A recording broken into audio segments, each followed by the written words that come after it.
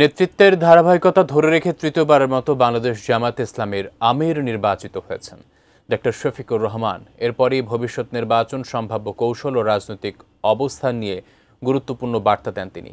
এ সময় আওয়ামী লীগের অবস্থান নিয়েও কড়া মন্তব্য করেন এই নেতা। কি সেই মন্তব্য, বিস্তারিত জানাচ্ছেন সাদিয়া সিদ্দিকা।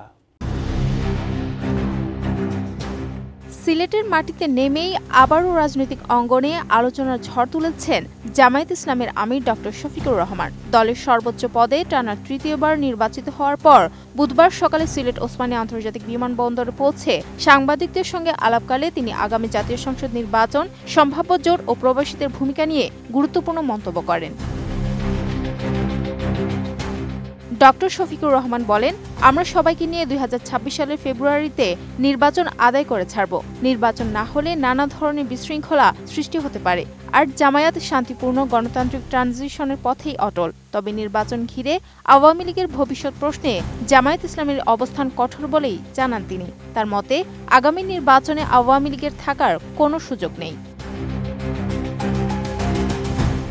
নির্বাচনী জোট সংক্রান্ত এক প্রশ্নের জবাবে তিনি বলেন, আমরা জোট করার সিদ্ধান্ত নেইনি, আমরা জোট করব না। তবে কৌশলগত বাস্তবতায় নির্বাচনে সমঝোতার দরজা যে পুরোপুরি বন্ধ নয় সেটাও ইঙ্গিত দিলেন জামায়াতের আমির। অর্থাৎ আনুষ্ঠানিক জোট নয়, কিন্তু রাজনৈতিক সমন্বয়ের সম্ভাবনা খোলা রাখলেন তিনি।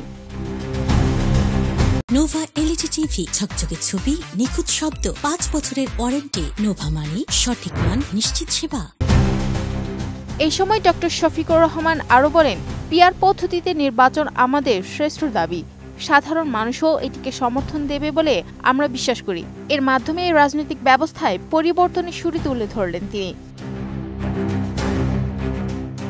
বিদেশ সফরের অভিজ্ঞতা নিয়ে কথা বলেন জামায়াত আমির। প্রবাসীদের ভালোবাসা ও সমর্থনে আপ্লুত হয়ে তিনি বলেন, বিদেশি প্রবাসীদের সঙ্গে সাক্ষাৎ হয়েছে।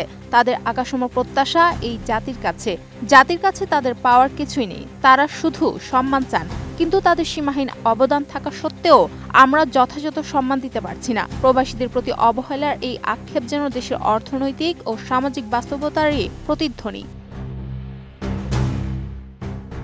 নিজ জন্মভূমি সিলেটে ফিরে হাজারো নেতাকর্মী উষ্ণ অভ্যর্থনায় সিক্ত হন তিনি। বিমানবন্দর থেকে বের হওয়ার মুহূর্তেই জনতার ভালোবাসা তাকে ঘিরে ফেলে। সিলেট জেলা ও মহানগর জামায়াতি পৃথক সাংগঠনিক কর্মসূচিতে অংশগ্রহণের মধ্য দিয়ে শুরু হয় তার নতুন মেয়াদের মাঠ পর্যায়ের কার্যক্রম। Sadia Siddika, ATN news.